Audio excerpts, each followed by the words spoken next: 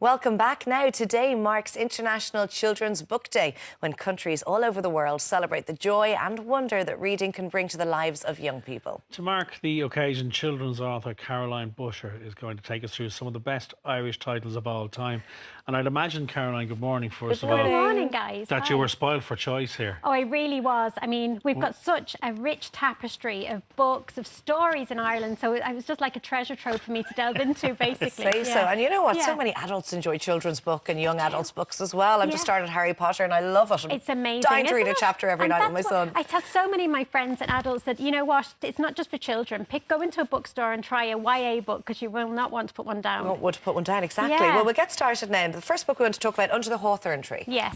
So Under the Hawthorn Tree is one of Irish classic books. It opens up in 1845 during the Great Famine, and it follows the tale of three children, the O'Driscolls, as they try and survive the famine and look for family members that are living across the country. So it's wrote by Martina Conlon McKenna, and it's actually one of the most beautiful books I've ever written of historical fiction, and it portrays the famine time so vividly and beautifully. This book is such a long track record. Yes, it has. Published in 1990. And it's very sensitively handled for such heavy Yes, that's topic, it. Like, she doesn't stay away from the dark themes, because you can't with the famine. No, but you can't. Children love it. So that's Marita Conlon McKennan's Under the Hawthorn Tree. Moving on to Tanglewood and... Tanglewood and Breen? Yeah, Tanglewood and Breen is an absolutely beautiful retelling of classic fairy tales.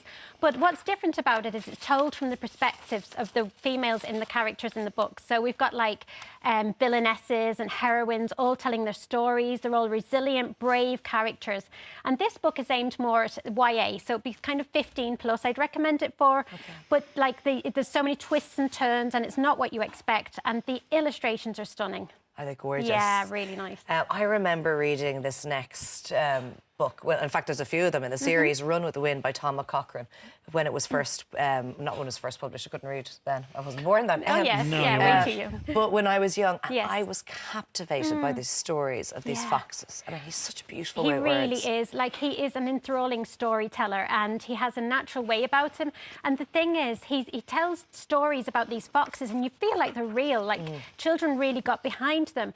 And it's perfect. This series, Run with the Wind, is perfect for any nature enthusiast or anyone that's interested in wildlife. And it's so evocative and beautifully the story of these foxes. It does. The story of these foxes and their journey and how they're trying to survive, not only against man and it's also against nature and the environment. So I know it's a very big favourite with a lot of people I speak to. I can't remember how old I was when I read them. What age group would they be suitable I'd to? say probably 8+ would be perfect, yeah. But again, What was your favourite book growing up? Can you remember? I wasn't an avid reader. I don't know. I mean, probably something classic. Yes. It's funny, since your life is spent reading scripts. I know, It's such a part of your professional life. Yeah. And yet here we are. And that's the thing, though. I meet so many people that mightn't be big novel readers, but they read other things, and that's fine too, you know, as long as you're reading as a child. Exactly. The Book of Learning. Yes, now the Book of Learning, it's part of a trilogy called the 9 Lives Trilogy, and the author is called E.R. Murray, and it's an absolutely captivating roller coaster ride of a series.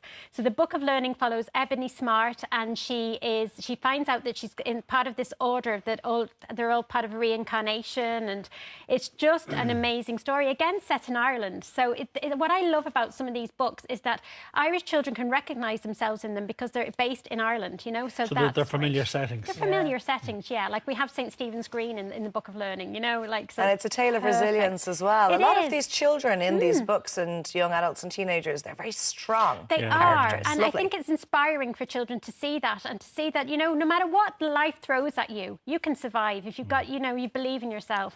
The Wild Magic Trilogy. Yeah, so this is another one that's a great kind of adventure story, and this one has kind of got lots of witches in it. So it follows a character called Mup, and Mup's father gets kidnapped at the start of the book, and when he gets kidnapped, she has to enter the witch's world. So there's a tyrannical witch queen, and there are raggedy witches everywhere, and she has to try and save her father. So again, bravery, resilience, magic. What more could you ask for? I love your enthusiasm talking about all these. But you're well yeah. placed, obviously, because your book has just come out, The Girl Who Ate the Stars. Yeah. Congratulations. Oh, thank you so Tell much, us what the Laura. writing process Fantastic was like. title. I Isn't love great? it, yeah.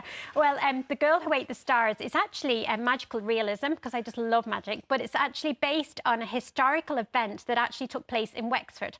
So in 1940, Hitler dropped a bomb on a village in Wexford. And when that happened, I thought this is going to be a great story for, you know, for me to actually write about it, because I was doing a bit of research. And at the time, I was also researching wolves in Ireland. So I thought, what would happen if Hitler dropped a bomb and it opened a portal to a world where it was full of wolves, and the children that lived there had two hearts, the heart of a wolf and the heart of a child. So The Girl Who Ate the Stars follows Lottie and Albert Hope. They're evacuated from wartime England. They come to live in Wexford. A bomb is dropped and they end up in Wolfland. So that's it. Holy yeah, moly. This is why you make a living out of being an author, I just because you love have it. the imagination that we I just love lack. it, Laura. I Sounds absolutely love it, incredible. yeah. And you can tell, thank you so much for joining us today, yeah. Caroline. And such amazing books there that you've Well, chosen. thank you. As you Thank say, you. where do you start when you got to choose an I author like this? know. But you did, and Thank they were you. fantastic. Thank And you best so of luck much. with your I new really book as well. appreciate that. Thank you.